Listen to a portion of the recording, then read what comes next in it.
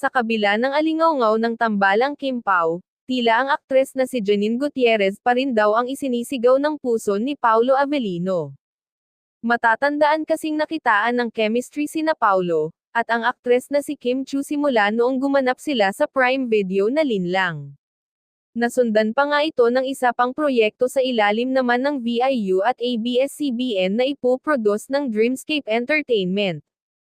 Kaya naman, maraming nagsasabi na posible umanong magkatuluyan ang dalawa lalo pat tila nasa bingit ng alanganin ang relasyon ni Kim sa jowa nitong si Sian.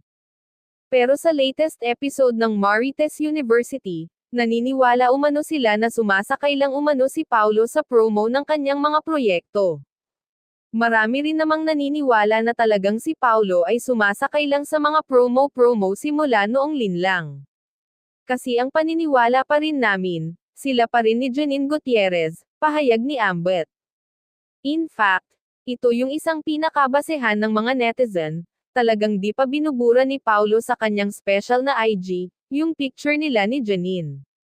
Di gaya ng ibang karelasyon niya, aniya. Matatanda ang noong nakaraan buwan ay napaulat na hiwalay na umano sina Paulo at Janine. Bagamat walang opisyal na pahayag ang dalawa tungkol sa totoong estado ng kanilang relasyon, inamin ni Janine sa isang panayam na may espesyal na ugnayan daw na namamagitan sa kanila ni Paulo.